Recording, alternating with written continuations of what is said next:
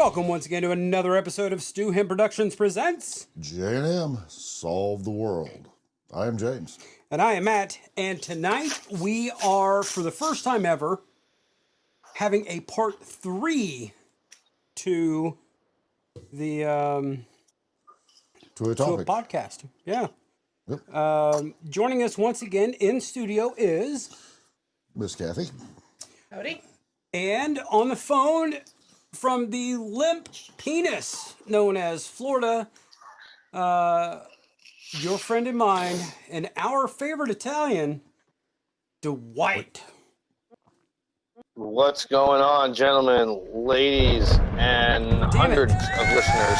And I even got my glasses on to where I could see it too. I mean, I was really trying to get the.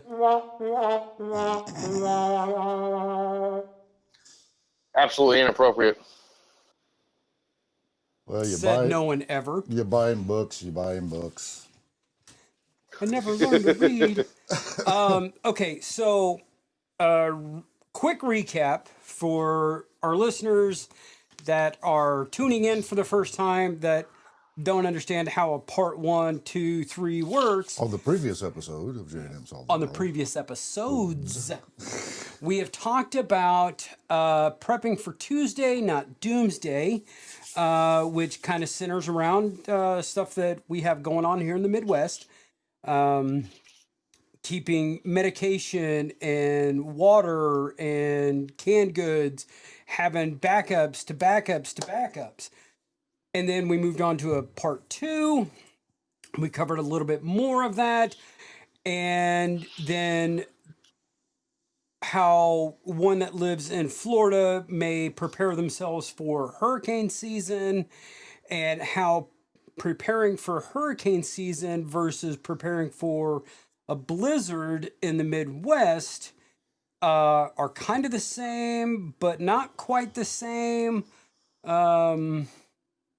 No, because during a ice storm, we can throw our shit in trash cans and our stuff out of the refrigerator and put it outside, and it stays good. Right. They can't really do That was that in actually- Florida. That was actually my favorite point that you made. Yeah, because like I said it on the last podcast, not only would the stuff spoil, but the actual cooler would fucking melt. Right. Right. But I mean, I'm not saying that it there are things that, like, for instance, Dwight would do, preparing for a hurricane, putting up his hurricane shutters, protecting the windows, so on and so forth. Whereas here in the Midwest, preparing for a blizzard, if we know it's coming, getting the plastic on the windows, making sure that your storm windows are in, making sure that the seals around your windows and your doors are closed off to keep, again, just like in the hurricane, we're keeping the outside weather from coming inside. Well, another thing that we do here too is, unless you got the automatic vents on your foundation, Yep. you want to open them suckers in the spring and you want to close them before winter gets here. Just keep your water from freezing up. Yeah. And, one of the things that we have to deal with when it gets really, really cold is opening up the cabinet doors for your sinks and everything. Right. I never even thought about doing that when I lived in Tennessee, because I'm like, I live in the South. Yeah. And all my... That's what they thought in Austin a few years ago too. Can you explain that one? I don't know if I missed that or What? opening your cabinet doors. Well, yeah. cabinet doors? So like your kitchen cabinets, your bathroom cabinets and everything, you open them up so the heat from the house will Hits go the around, pipes. hits the pipes instead of And they talk about dripping your faucets. You do not want to drip them. You wanted a trickle, depending on how cold it is. Now, you talk about the South, Matt, and when we lived in Texas, their water lines are not very deep. right. And there's nothing like when it's going to have a cold blast, and this was well before all that mess, because I haven't lived there since the late 90s. The strip running across the TV. Please strip your faucets so the city water doesn't freeze. Yeah. Because the water lines we're only about a foot deep. Right. But then again, the soil in a lot of Texas, The water table is so high they can't Right. put them any deeper. and in Tennessee, like my house, 100% PVC pipe throughout the whole thing, Right. except for my exit drain.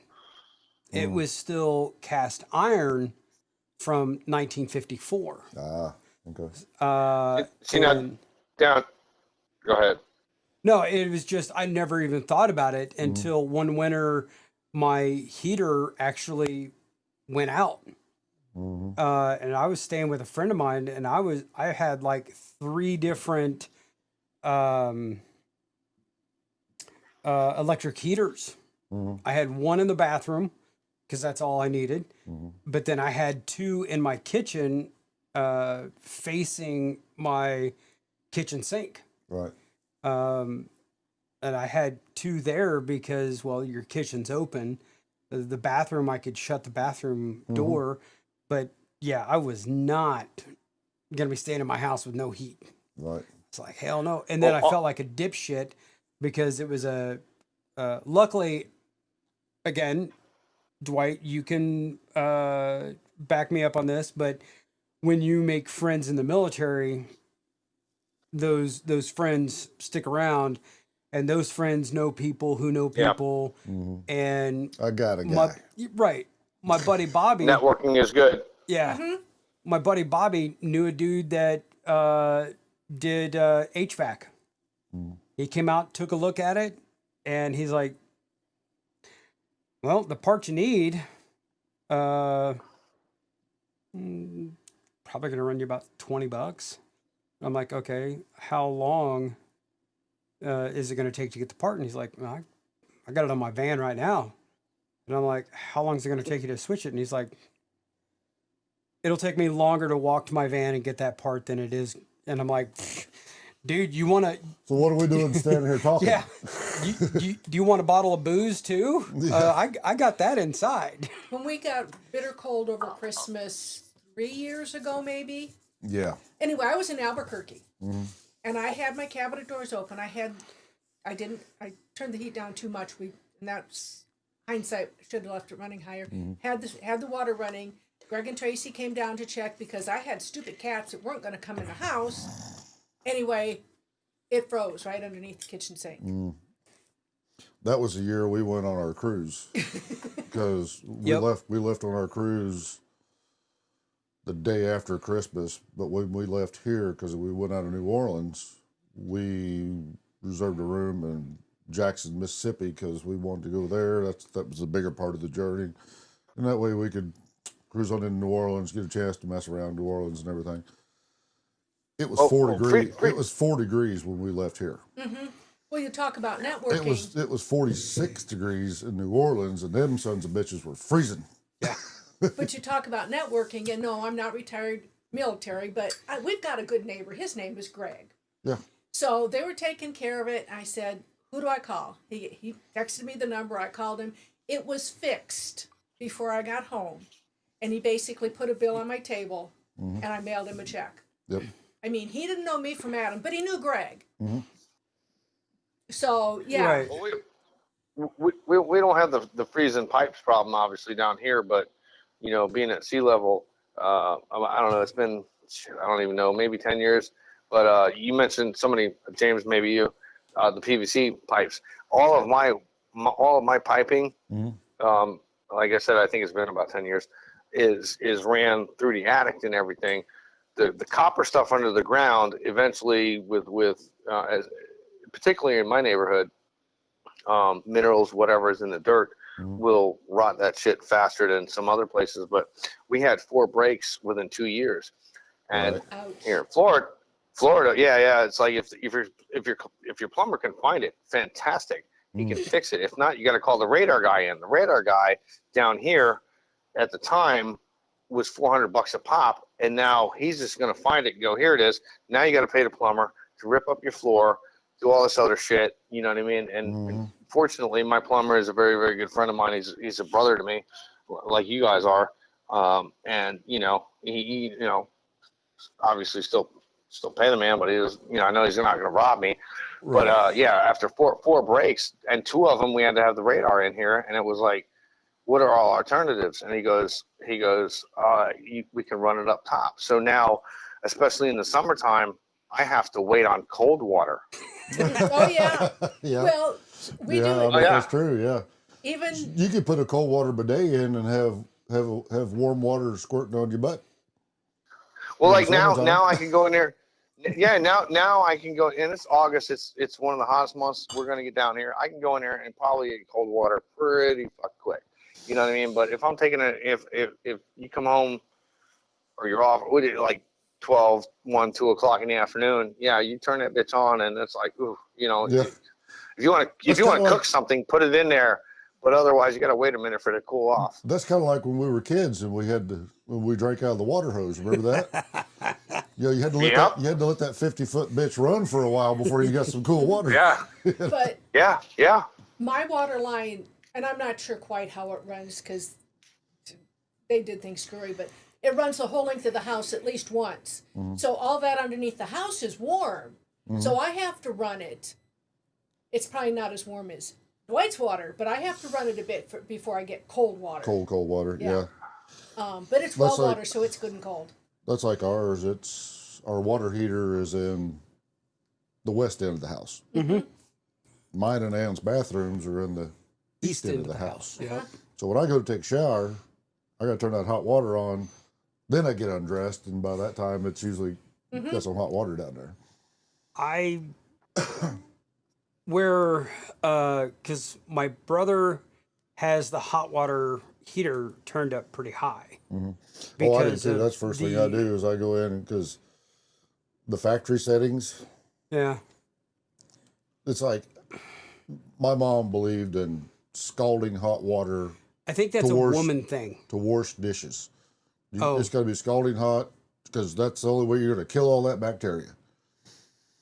But I also like to be able to have the hot water on full blast and then turn the cold water to where I want it because I like a warm shower. Mm-hmm. Oh, yeah.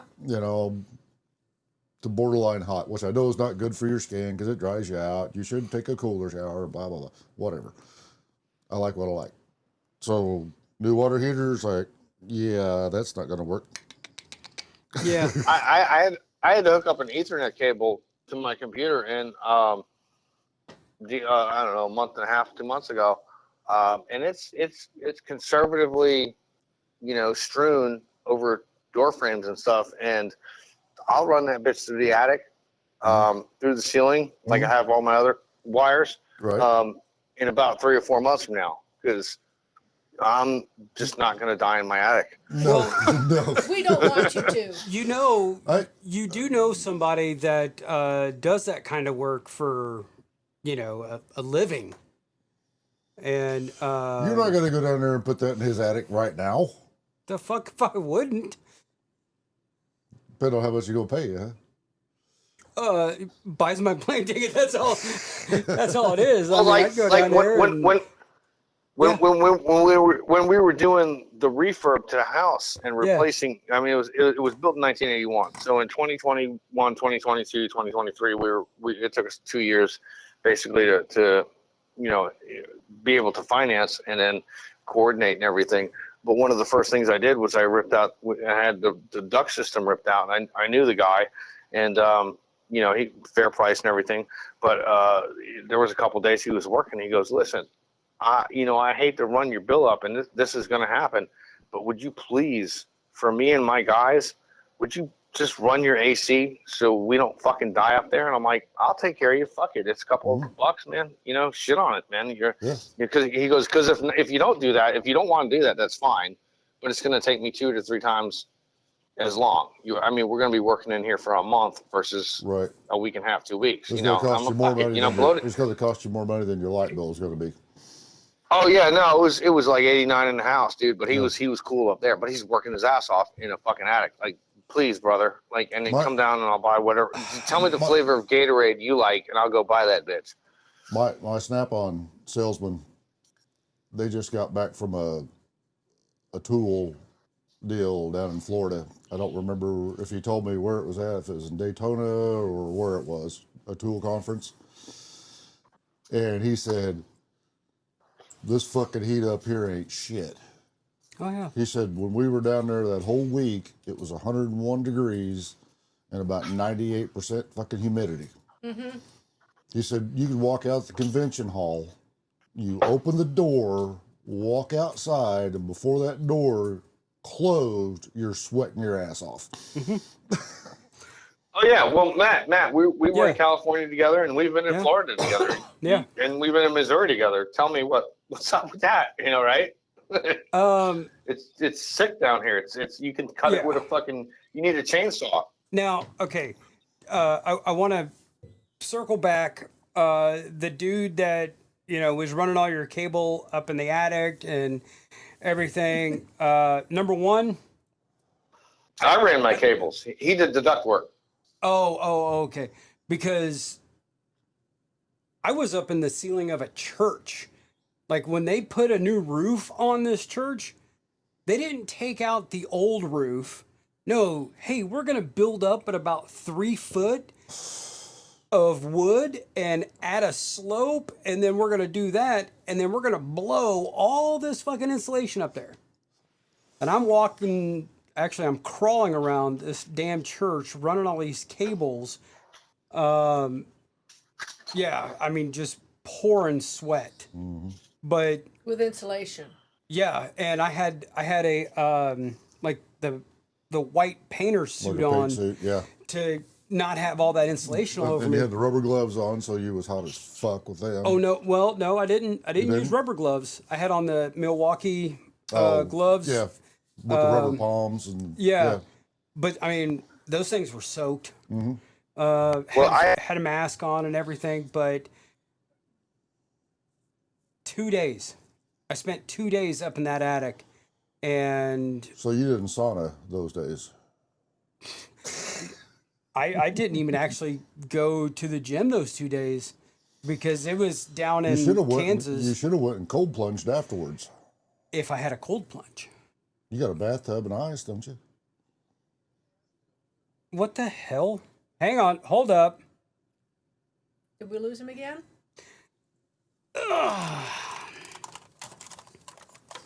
What's up with your Apple Bluetooth, man? I don't know. I don't know what's going on with the Bluetooth, but dun dun dun dun. We're gonna go speaker, and then. All right, talk to me. You got me now. Hello. Test. 1, 2, 3, 4 testes. Well, I'm hearing you on. I'm hearing the speaker.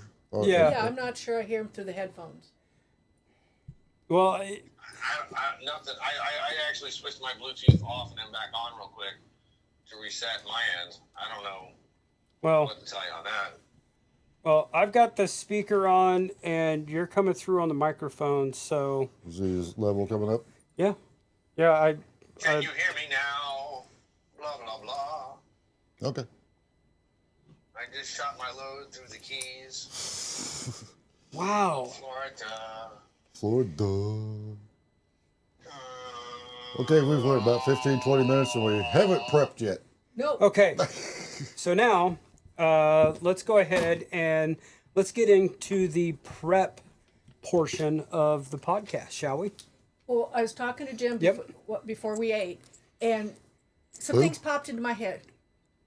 James, I'm sorry. Thank you. Don't know why I said that. Popped into my head today that we hadn't talked about that apply to both hurricane season and winter season, and that Kathy, is yes.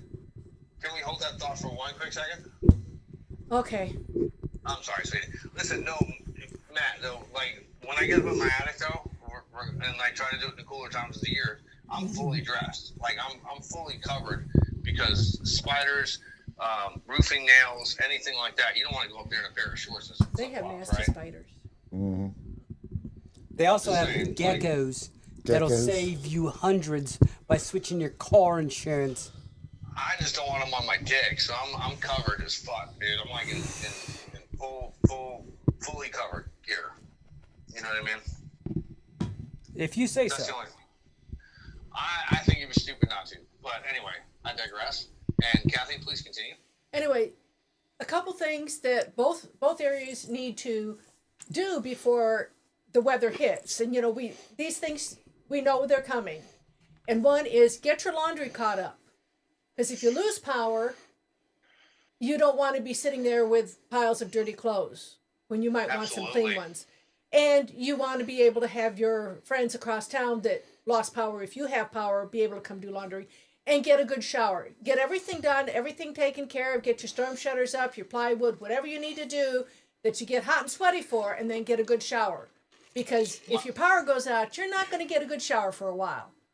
My shutters are up, and while I'm mowing the lawn, I'm in some yard clothes, and the rest of my clothes, like you're saying, are in the washer. Mm-hmm.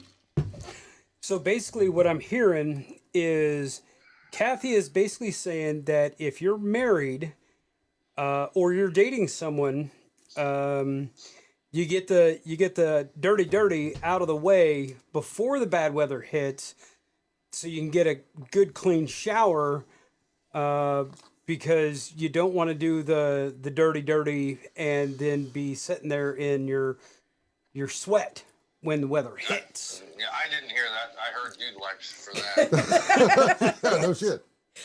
I was going to say that's not quite what I said, but there's nothing more romantic than losing power for a few minutes. Well, you light the coil lanterns, it's kind of cool. We have the TV on, watching the weather thing, and you just know it's gonna fucking end at some point, and then that shit, like your power's out, and it's like, okay, what do you do now? You know what I mean? And the storms over my adult life have always hit at night. It's like it's a pain in the ass. It's like, when you start drinking, but it's like every. See, that's what you don't have to deal with. Well, you do, because the hurricanes spawn tornadoes, but tornado season around here, it could be a fucking beautiful day, and by 5 o'clock, out of nowhere, right? batten down the fucking hatches. Mm-hmm. Some shit's going down, and so you kind of got to be prepared ahead of time for that too. Even though, we hope not to get. I mean, if it floods where I'm at here, we're all gonna need a fucking ark. yes. Yeah, because you're pretty high up there, man. But I think one of the worst things too is like, and you have different kind of animals with the farm and stuff, but like domestic animals, like the dogs are trained not to piss and shit in the house, and they're really good about that now. But during a hurricane, they're looking at you like, dude, I'm about to burst, and it's like, just you try to lay down a pad and stuff or whatever, but eventually they're just gonna let it go wherever, and that's fine. Mm-hmm. Because obviously you can't let them out, dude. Because dude, you open a door for the dog, dude, and I have little dogs in there, like you just hear it's like fuck that, dude. And God forbid I lose my wife's dog, fuck that. And I love him to death. He's awesome as shit, but dude, fuck that. And that's where I'm glad Rosie's pad when I trained. walk the dogs. Yeah.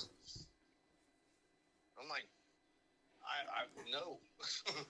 And like, you don't want to kill an animal, do you? And I'm like, well, if it's your animal, our animal, really, our animal or another animal, then somebody's got to go, and it ain't gonna be us. And I don't have to explain that to you. So yeah, unfortunately, hopefully, it never ever comes to that. But here we are. Life is real. And being holed up inside without power is not fun. And that goes to another part of prepping is, what do you do? Play checkers. Board games, card games, puzzles. You read. If actual book, paper, if not you, an audio. Okay, if Matt. you have enough light. Okay, Matt. I'm going to preface this. Mm-hmm. I've watched him try to read something on his phone with his glasses on. I can see him reading a fucking novel under coil oil lantern. Yeah. Because these aren't the glasses that I would wear every day. Right. That's why I leave them down here. Right. I've got two different. You got some 2.5s at work or something? No. 3s. My 4s. safety glasses, I have to wear on a lot of jobs. They're Milwaukee ones, and I do have the cheaters. But my glasses that I have at the house, no, they're actually bigger, and they're not the bifocals. They're Those are just readers, aren't they? no, Oh, they're bifocals? yeah, these are actual Oh, okay. prescriptions. Oh, okay. Yeah, but to the point of what do you do? Like I said, honestly, it wasn't even a joke. We sit here and we have the TV on, you know, and then you may try to go to a radio or something because when the power goes out, generally speaking, your cell phone ain't far behind that, you know. So you try to tap into any kind of information you have, and I have the old school shutters, so I have limited visibility. I have a little bit of visibility on 2 out of the 4 sides of the house. So I can only, you know, assume so much. And a lot of it is really, and I would imagine, and you guys please chime in on this, but it's a lot of it is just your general human senses, you know, audible, stuff like that, especially audible, really. That's all you got at that point, you know, visual. But like what's going on, what's happening. Oh, yeah. You know, and you already have a premise of what's coming, how hard it's coming, where it's coming from, but at that point, you're kind of blind. See, that's the difference between hurricanes and tornadoes here is we don't have 6 or 7 days warning. No. They may say there's a front coming through that could possibly have some storms, blah, blah, blah, but it fucking changes from day to day. But day of, a weather alert radio or weather apps on your phone that will alert you when a severe storm or tornado warning. And if you know, especially that's another thing, you should make sure your cell phone is charged completely if there's fucking storms coming in, because that way, I mean, yeah, you can charge it in your car if your house don't have power, but if you can't get to your fucking car because of the storm, then you're kind of screwed. Little backup batteries do not cost that much. No. No, well, we're watching that TV, waiting for the power to go out because it will. The phones are plugged in and stuff. You know, the everything you can charge, a flashlight, anything you can charge.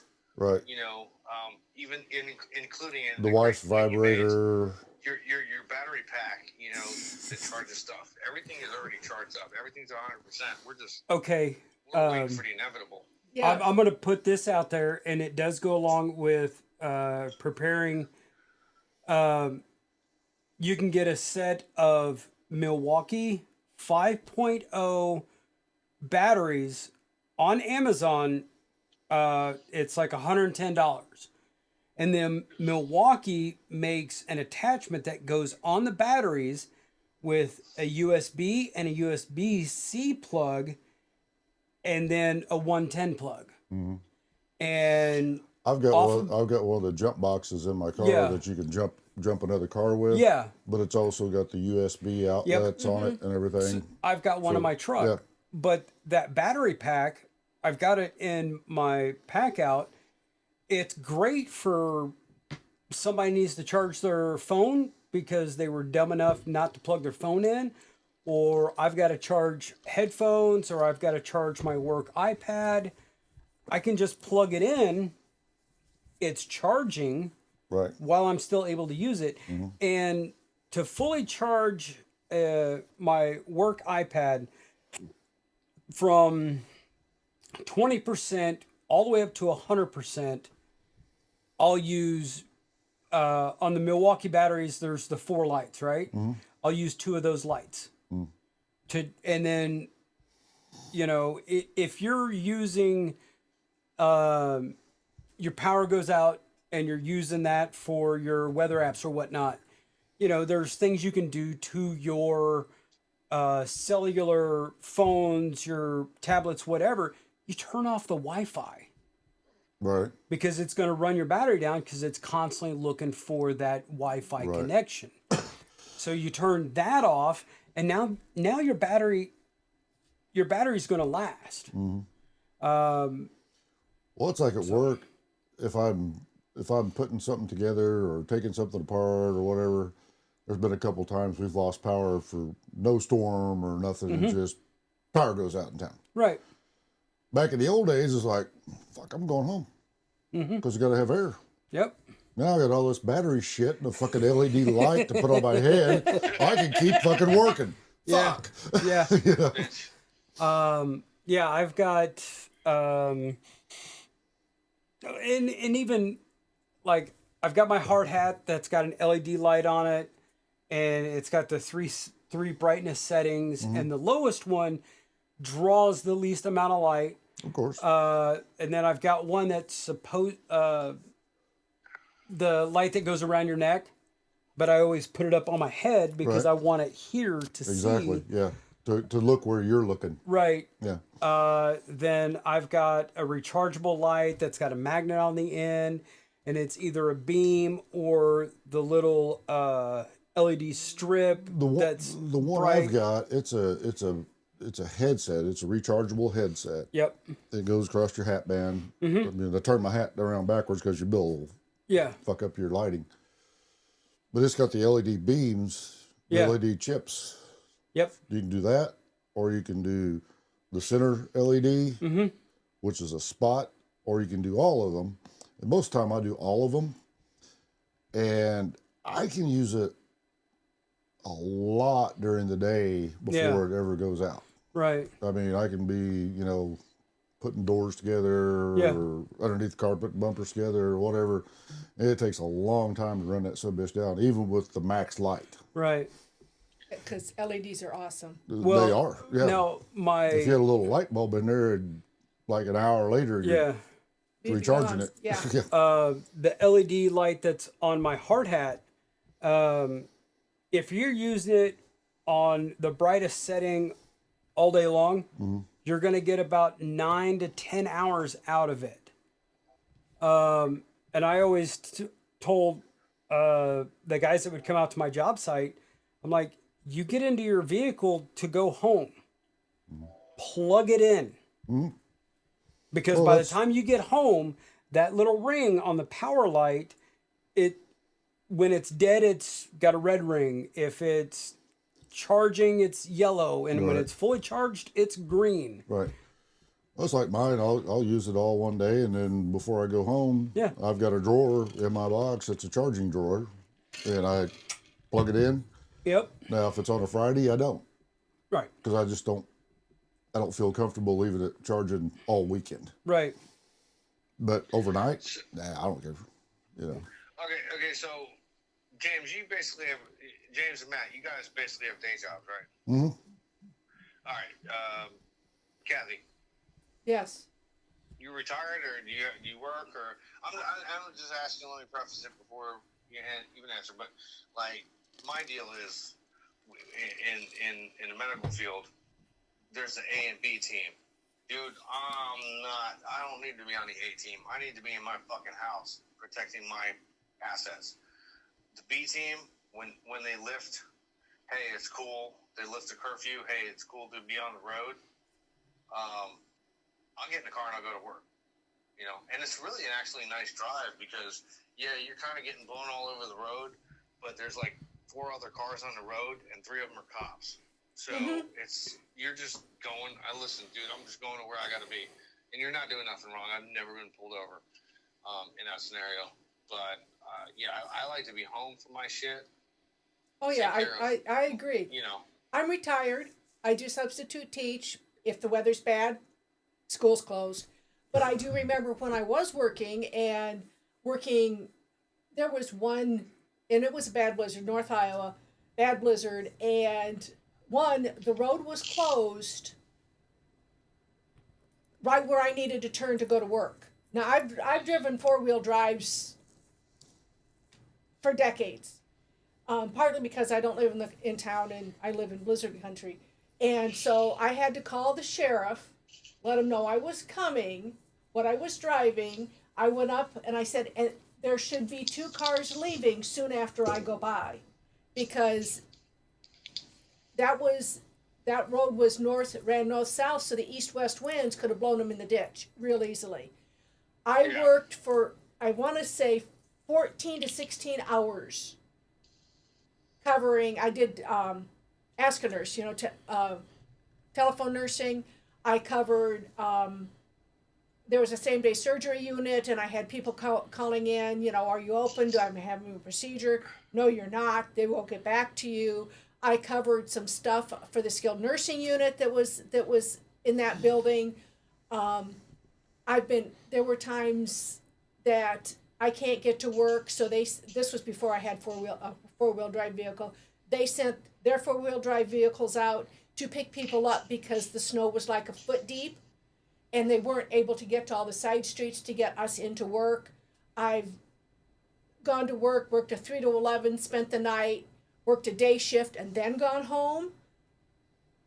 So yeah, you do what you have to do, and being an RN, we need to have nurses.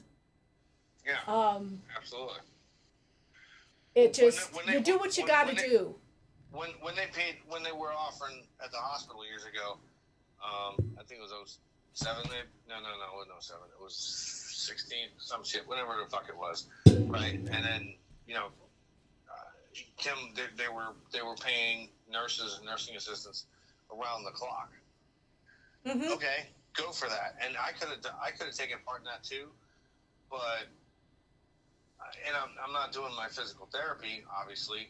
I'm doing nursing stuff, but you know what? I'm gonna stay home. You take the money, and if you want to, and she did, and I'm gonna take care of this. But I mean, at the end of the day, I don't care who you are, what you do, what the situation is, but at the end of the day, my livelihood, without that, nothing else means anything. So I'm gonna stay home. Fuck yous, I'll see you in the morning, or whenever the fuck they clear the roads. Mm-hmm. And again, for some reason, this shit always hits at night. It's like, Yeah. Mm-hmm. Oh yeah. That seems like our tornadoes and thunderstorms always. Not always, but a majority of the time, we're seeing it. Well, it's in Oklahoma and Kansas and heading this way, and by dark is when it gets here, and you're like, fuck. When you can't see anything. When you can't see shit, And trust me, there's more than a few times when I lived in the country and I called and said, I tried, I can't get there. Mm-hmm. And they know I tried. I called in one time because I had a 4-foot drift behind my car when I lived in Halfway. And I lived right on 32 highway, but it took me all day with a spade shovel to scoop that fucking drift out from behind my car. Because the yard was up here, the driveway was here, and it just went across the back. I remember. You could see grass in the front of my car, but it was over the deck lid of my car. Was that when you had your little Fiero? No, that was the Buick Skylark. Oh, okay. No, dude, let me tell you, Dwight, how humorous it was to see James, Big James. You've seen him on occasion or two, and his first wife, who... Let's say she was a... corn-fed girl.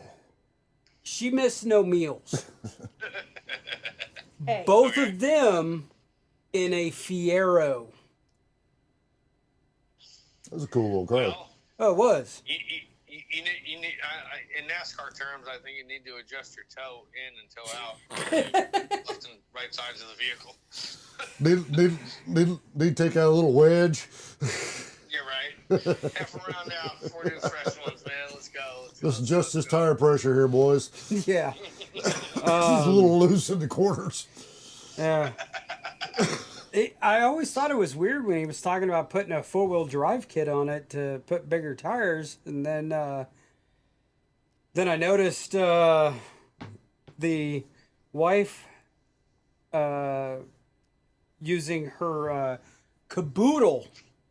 We would go over there at 9 o'clock at night to have some drinks with Chris's Uncle James, and 9 o'clock at night, we're all sitting there. We're may or may not have had adult beverages because we were underage, but statute of limitation is way the fuck out the window. Yeah. But she's putting on makeup. At 9 o'clock at night? 9 o'clock at night. Why? I'll play your silly game, Dwight. Why was James's ex-wife putting on makeup at 9 o'clock at night? I want to save the mortician some work. What the fuck, dude? I'm sorry. With all due respect, I'm sorry. That was shitty, dude. I'm sorry, dude. That was pretty good. I mean, it's better than, you know, some of the stuff that I remember when he was married to my sister. Is that a different podcast? Probably. That'll probably be a podcast that'll never get released because I don't like to. I think we done that podcast one We night. should do it anyway. Yeah. Were Talk you about really married to his sister? Yeah. yeah for 3 months. 3 whole months? Yeah. Yep. We were brother-in-laws. Yep. This was before we were band brothers. And I can honestly say this. James and I have never become Eskimo brothers. Define that. You don't know what the term Eskimo brother is? It's not coming right to me, so I probably do. It's when two guys have had sex with the same woman. Yeah, no. Oh, all right. Well, Not that we know of. All right. Well, cool. Thank you for the clarification. I appreciate Yeah, that. nope. So back to the prepping. Yep. Back to preparing. You know, You want to make sure that if you are sexually active, you do exactly, because now there's two things there. Number one, soldiers in Vietnam used them over the muzzles of their weapon during bad weather to keep water out of the barrels and rusting the moving parts. But also number two, just like during COVID, just like during COVID, you don't want to. The number of disasters where they have documented that 9 months later there's a baby boom. Yep. I mean, I remember going back probably when I was in high school. There was a big blizzard in New York City. Yeah, I was gonna say. What was that? 1980. That would it would have been in the 70s. I was giving you the benefit of the doubt, Kathy. I was not wanting to put your age out on the. I was going to tell him not to be a dick. The Great Blackout of New York back in that's what I'm talking about. It was in the 60s or 70s. 60s, 70s, something like that, and the population boom from that. Yeah. 70s, because it was right around the time of the summer of Sam, son of Sam. My dog told me to do it. Yep. Ramirez. But yeah, I don't have a problem with my age. When I start looking my age, then I'll worry about it. It's like I said in the beginning. I've been prepping. My son's 41 years old. I've been prepping since, that's all he's known. I've been prepping since long before he was born. That pretty much says I'm not a spring chicken. So you were 15 chicken? when you had your boy? She's a summer chicken. To that point, Kathy, though. Pardon? Kathy, to that point, though, all jokes aside, to pass that along to your children is like, that's good stuff, man. Like, dude, be ready for stuff, you know? He can't imagine living any other way. I mean, this is a kid who hitchhiked and train hopped with a backpack. Oh, shit. Yeah. All right. And, I mean, he's not a perfect kid, but yeah, he's traveling, visiting friends all over the United States, and he has a backpack. But he also knows how to take care of himself should something happen, and he carries stuff to do that. I mean, he's not armed. You get all those different state laws and all that sort of stuff he just doesn't want to deal with. But like we were saying in the last podcast, silly stuff. Like, do you have some, like I use Aleve or ibuprofen, Tylenol, whatever you use, a nail clipper, dental floss, little shit like that, you know, right? So when he was, backpack. I want to say it was in 5th grade. They did a winter survival thing as part of their science and social studies class, whatever. His 5th grade science teacher, or one of his 5th grade teachers, was also a scoutmaster. So they were going to learn how to start a fire in the winter. He goes, Mom, can I take a candle? Sure. I mean, he knew candle stub can start a fire. So they get out and everybody's, trying to start a fire, and they had matches. The teachers had matches, the kids did not. We're talking 5th grade. He lit the candle, dropped some wax on it. Candle burns longer than a match, got a fire started. And the other kid said, he's cheating. And Mr. Peterson said, no, he's prepared. He knew what was going to happen when we got there. He knew what he needed to take. He got a fire going, and they got warm and cooked food. Well, you talk about. I'm using every available resource. Resource. Thank you, to me. So that's not cheating. So well played. And James, you were going to say something. Well, it's like we used to watch, not religiously, but the Bear Grylls, the survival. If you're out in the wilderness, survival.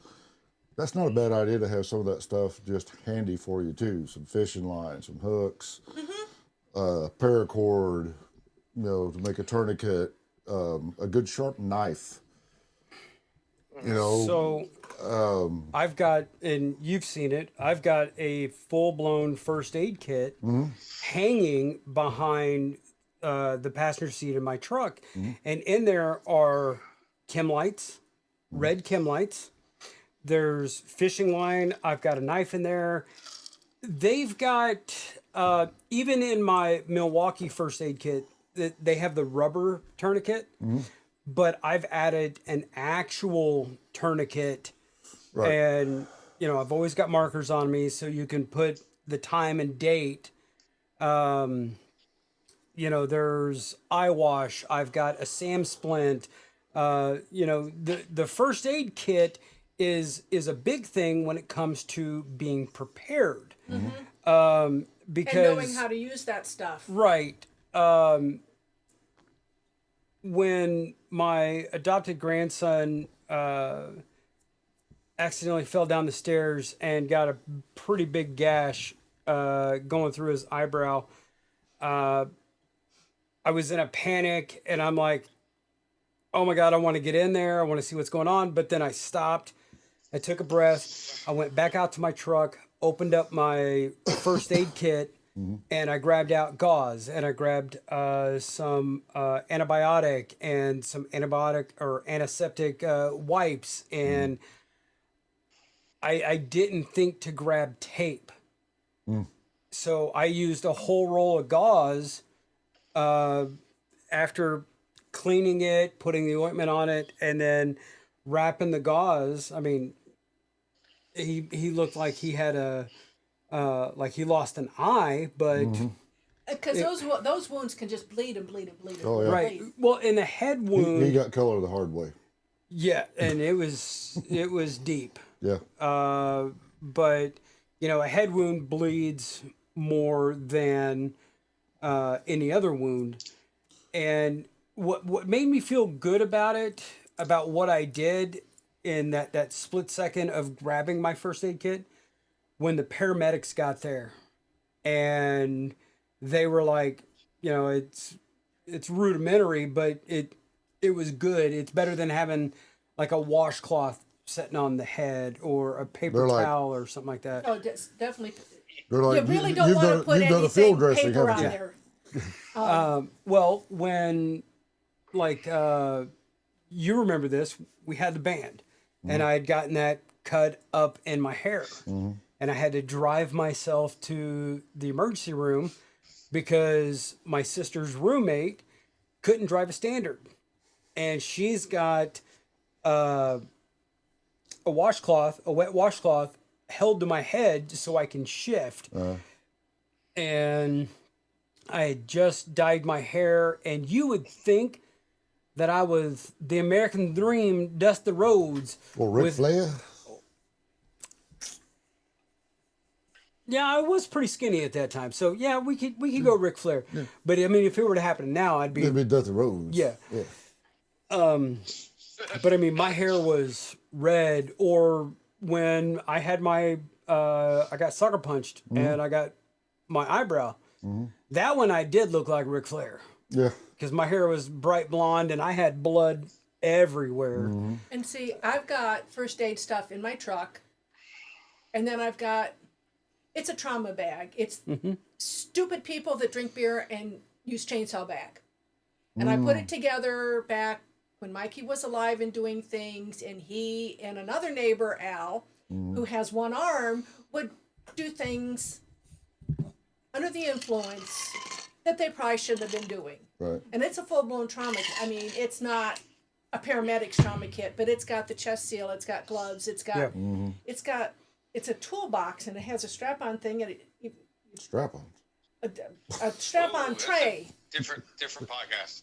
A strap-on tray? It goes underneath it, and it straps on, and that you can put, a chucks on, and you can put your stuff on. So you have a clean surface out in who knows where. Right. I haven't been through it in ages because I don't have to worry about that anymore. But Right. most of the neighbors are pretty well prepared. Unless man is splitting wood. Oh, yeah. Well, I think Matt, I think Matt, Love you, Yes. brought up a really good point. Time and date. That goes for fire smoke alarms. Yeah. That goes for I got shit in my car. I throw something in my car, and I don't for an emergency. I don't have an emergency for fucking 7 fucking years. You know what? Every now and again, check that son of a bitch. Yes. So I think, Kathy, do you agree though? You when you are prepping for things, you're Preparing. buying stuff like. Preparing. Yeah. It's something I need to go through both the truck stuff and the house bag.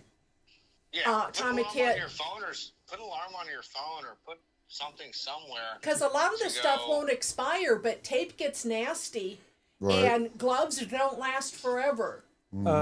Also, Yeah, in your first aid kits, like your aspirin, your Aleve, that stuff. It does have an expiration date, Well, especially that when it's kept in your vehicle and it gets really hot. and then it gets really cold, The cold doesn't And then bother really the hot. meds. and then But really the- cold. even but like in your vehicle, like I have an emergency roadside kit with blinking lights and shit like that. And whether it's chargeable or battery operated, most of them are battery operated as far as what I've got.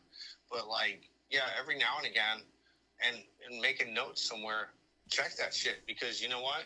You buy it today, and in 7 years when you need it, It's dead. hopefully you never need it. But you're fucked. You're like, Right. holy shit! Yeah, I got this thing. I remember I bought it in 1982. Well, And it's not like we don't all have a handheld computer that has a calendar that we can set reminders on.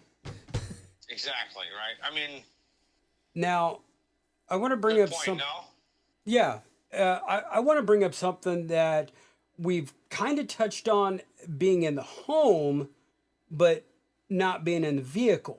And this is something that I carry in my vehicle, not just the first aid kit, but I've got my kit. I'm prepared because in the event of a zombie apocalypse, let's just say, where I want to be is down here at Stewart Compound in the Stu Him Production Studios, because it's more fortifiable, but I'm gonna have to get down here. Gas wise, as long as I've got a quarter tank, at the very least, I can make it down here. If I've got to travel across country, not a big deal. I've got a four-wheel drive. But if I have to get out, I do have the ability to carry enough ammunition to shoot to eat, to shoot to survive. But it's not like some of those crazy keyboard warrior neckbeard Bug out bags that they. I don't have a bug out bag, just because one, I've got an extended cab pickup, and I do use it for work. Uh, but you know, like I've got, Let's just say for talking sake, you got yeah, a Glock 7 or Glock 19, 19 uh, and 3 magazines full at the very least. at the very least. Yep, and I've So got a belt. now you've got 46 rounds because you probably Right, got one in the chamber. right. But So you got then 46 rounds. on my belt, I've got a holster that my weapon's not going to fall out of because it does lock in. I have the ability to carry between 3 and 6 rifle magazines. So I've got a primary and a backup. You know, and especially if I'm at home, I've got stuff staged by the door that I can grab up. I keep certain stuff in the vehicle that I've always got in there. You know, like I mentioned before, I've got that fully stocked first aid kit. But then on my quote unquote battle belt, I've got a first aid kit on it. You know, I mean, the biggest thing is that I don't have is an IV bag. But if I need an IV or I need a shot or anything like that, I'm up Shit's Creek. I'm up Shit Creek paddle with up Schitt's Shit's Creek Creek without a without a paddle. paddle and a hole in the boat.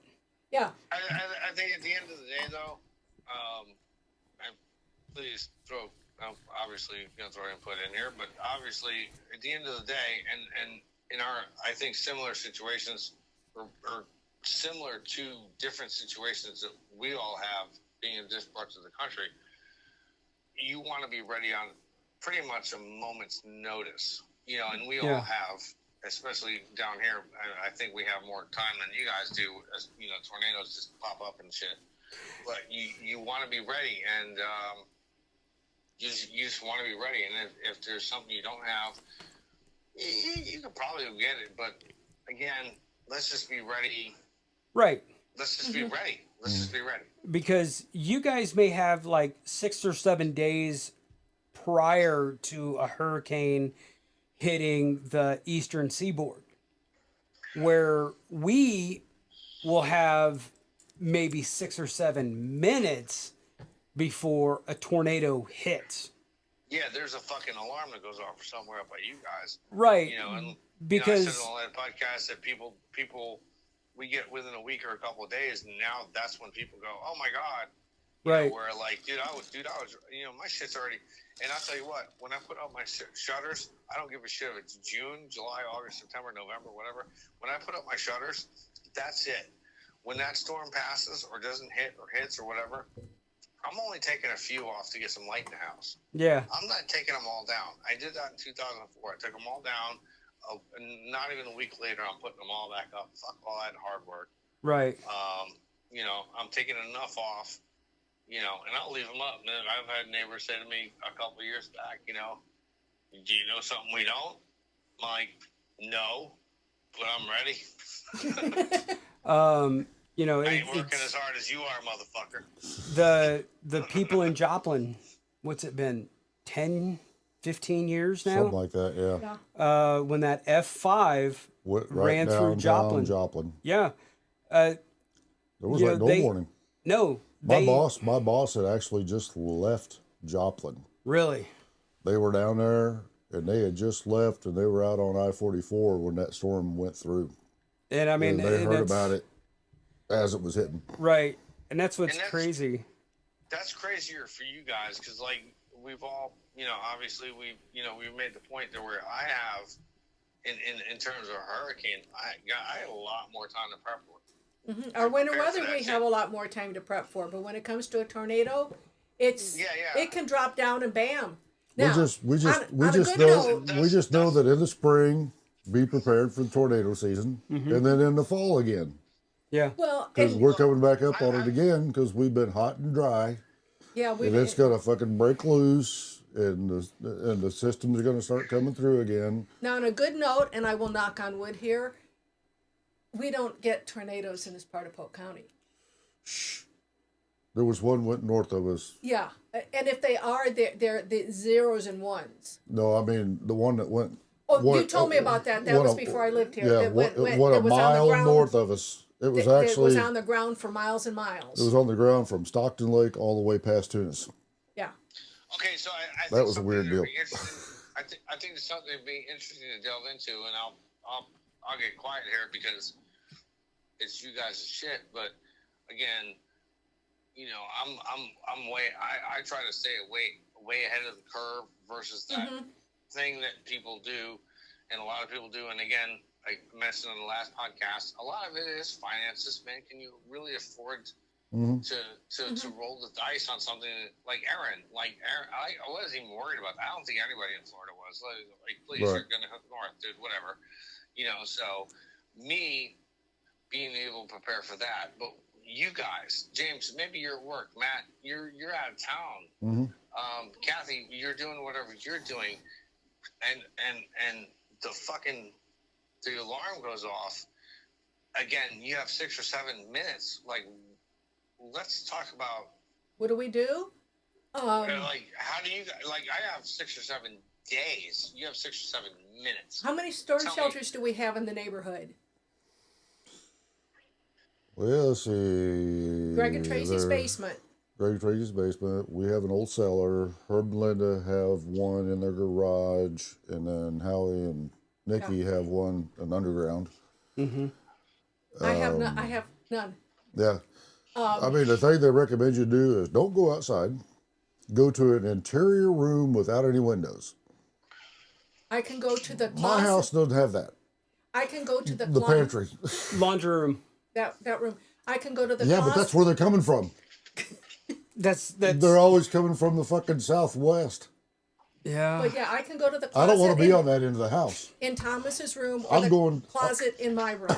I'm going to my garage. I'm going to turn on the TV there because it's about 15 steps to the cellar. So I'm going to go to the garage, turn on my TV there, and go. Watch the radar. Well, fuck, we need to go. Then I'll go down there, and it's probably going to have water in it and shit, but I ain't giving a fuck at that point. No, it's on my list. I mean, I really do need a storm shelter of some sort there, due to my age and arthritis, and I'm not getting any younger. It's going to have to be an above ground. It's bolted down. That's what Herbie and Linda's is in their garage. It's in the end of the garage, and it'd probably hold 8 or 10 people. Yeah. Well, Chris, it's got to hold Herbie, and Herbie's not a small man. No. Chris and Jennifer's has one that has no threshold. Right. So Brandon can get in his chair. Now, me, if something like that happens up in Kansas City, you're in the dungeon down there. I'm not even getting out of bed. Yeah. Because I got a Harry Potter room. Literally, I am underneath the stairs. He has no light in his room. No windows. No and windows. that's assuming it hits and you're there. Yeah. Well, if you're at work, it's like, I would probably go back in the bathroom. What are you doing, bro? Sounds like ice. Oh, sorry. No, just open the door. Oh, okay. Well, but like you say, you talked about ammo for being able to get down here.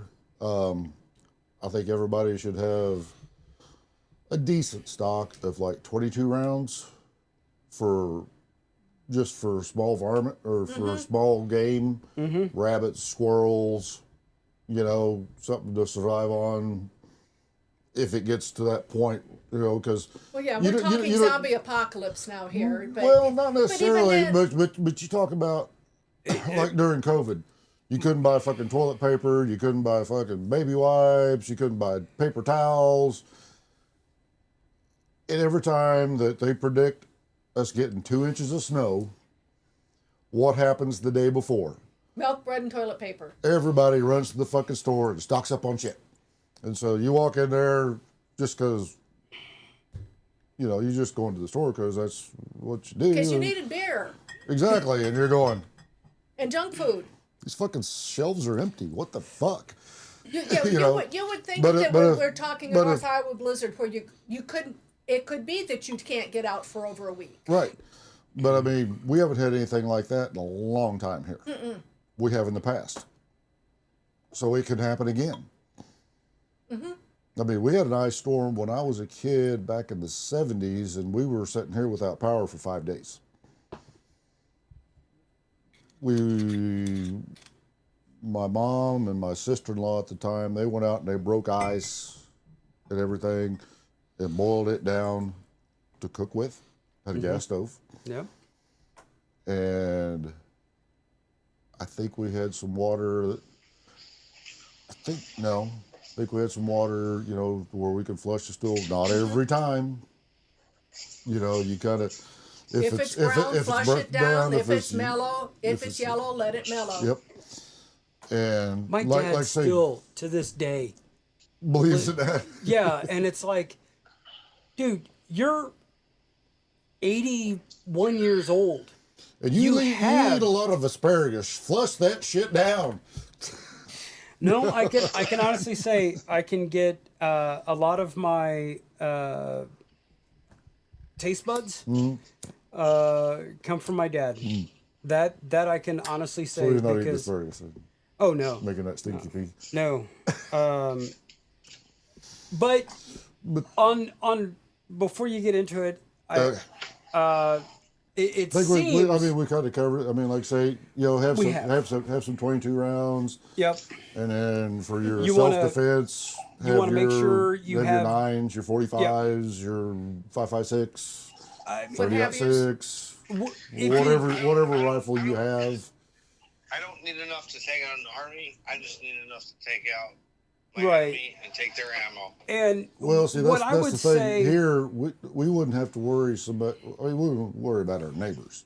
No. We're all going to band together, yeah. Uh-huh. and we're you're worried in a about the special people coming spot. out of the cities. Yes. Right. Yes. Because in that they ain't going to have situation. shit. Right. And they're going to be hungrier and hungrier the further out they get. Because Well, and the thing that I'm going to put out there is, and this is coming from running a gun shop, being in the industry for a while.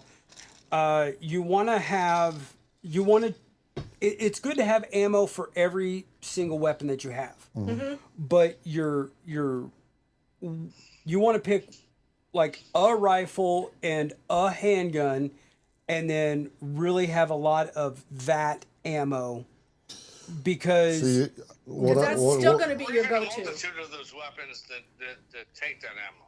See, that gives me a good excuse to buy my wife a 44 mag pistol, because she has a 44 mag rifle. right. Yeah. Now I need to buy a 44, or I need to buy a 9mm rifle. No, I'll tell you this right now. Nope. Don't do it, because a pistol caliber rifle, you get past a 10-inch barrel, you're taking away a lot of that velocity. But like, if you have Or a 44 mag rifle, which is basically a pistol caliber, right but now, it's great 100 yards in. Now, what I would say, I wouldn't have the same caliber pistol and rifle, because now you're going to go through your ammo that much more. And But you only got to find one ammo. right, Yeah, stock up on that.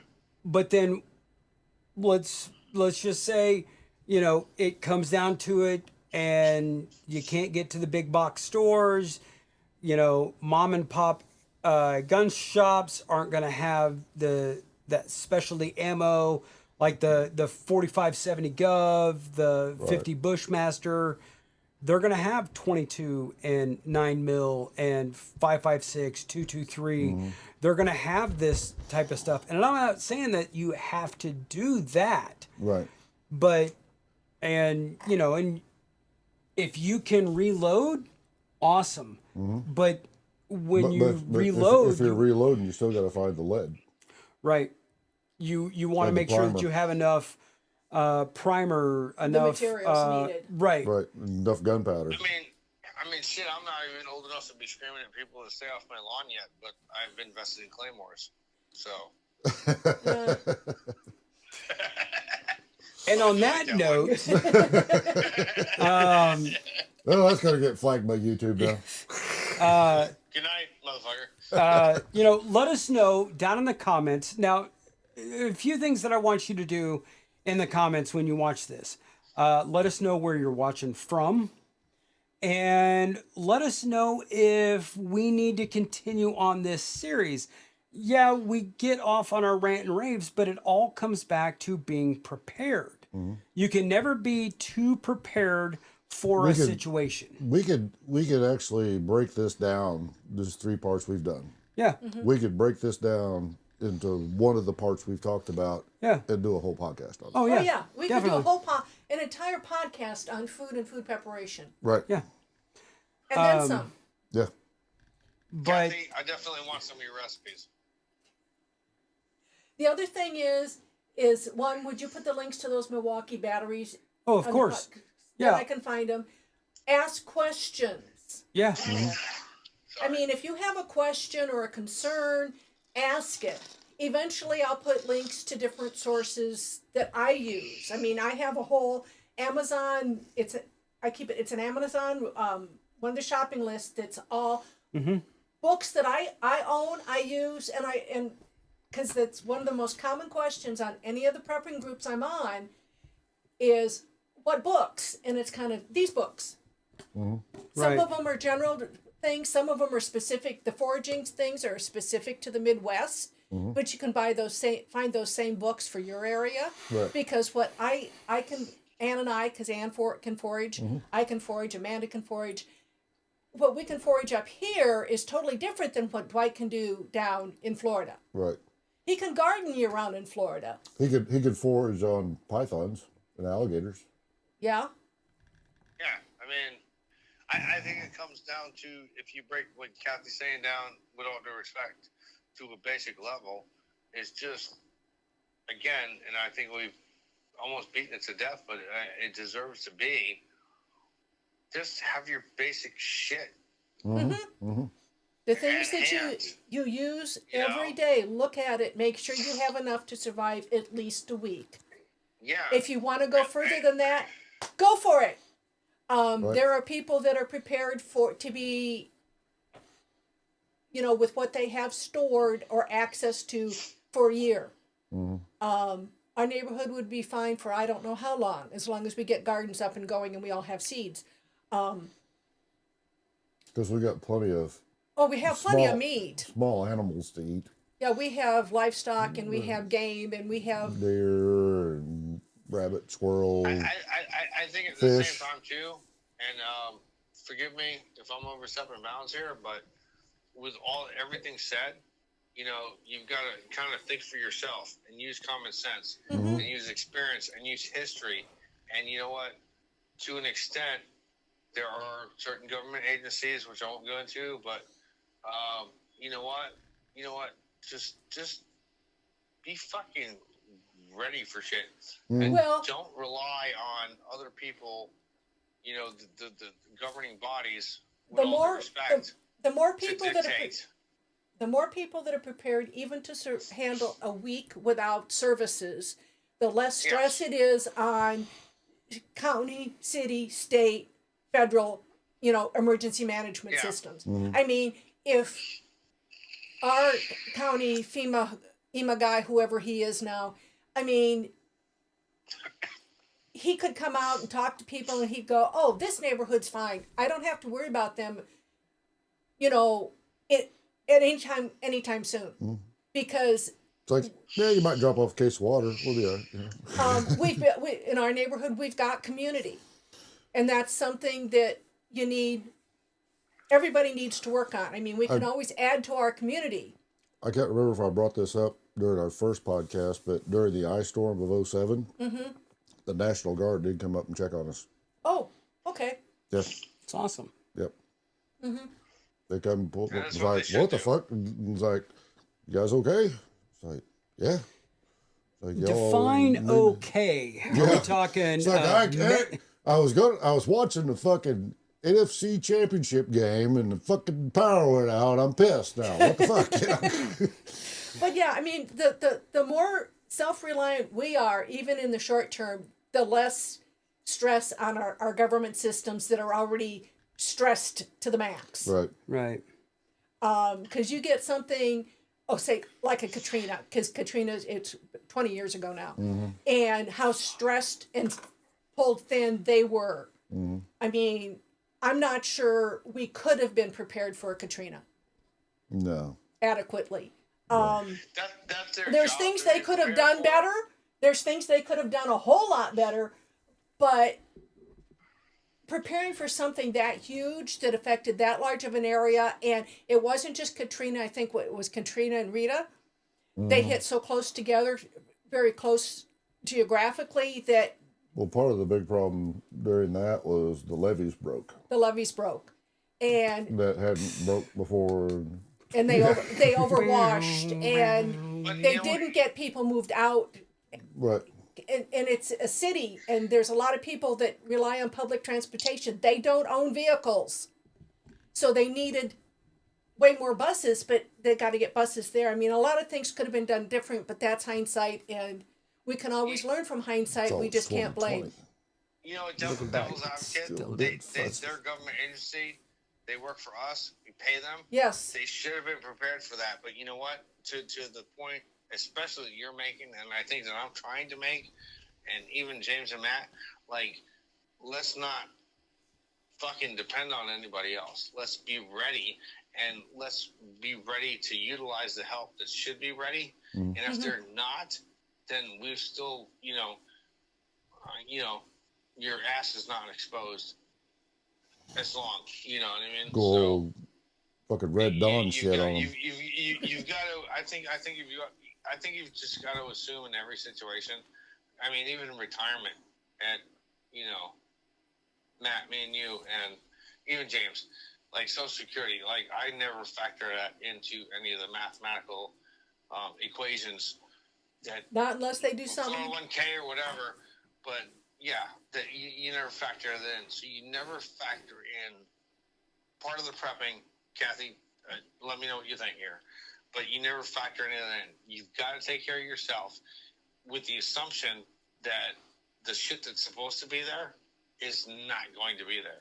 And Well, if it is, fucking great. Yes, But don't depend on the people who sit back and go, oh, you're supposed to take care of me. Motherfucker, you know what? If they don't, what are you going to do?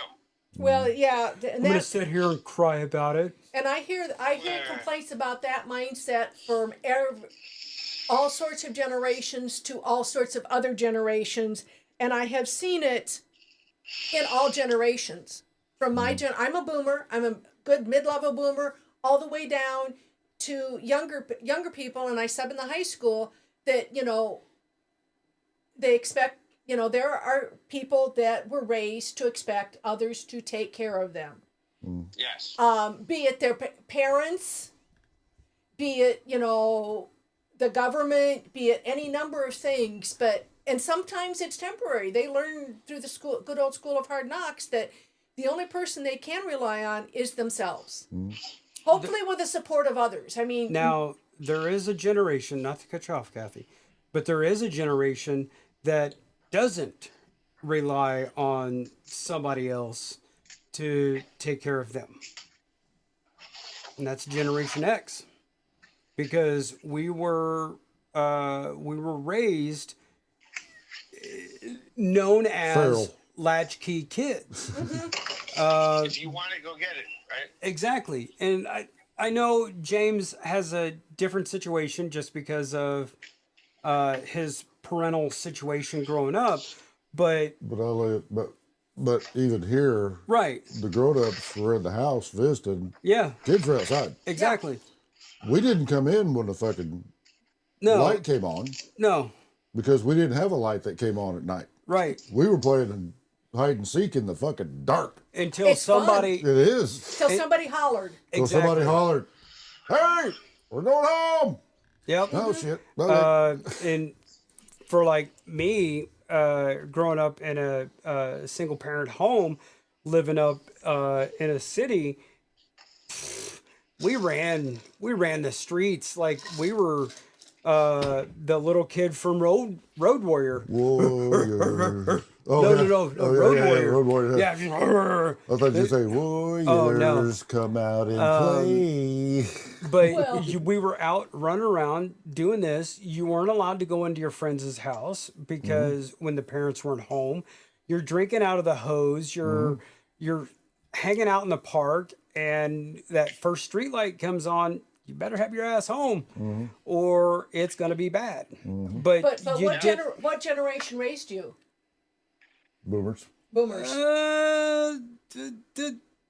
It depends on what you call a boomer. Some of them put boomers down. My sister was born in 57. 1945 to 1964. Yeah. Because 65 is the first year for X. Yeah.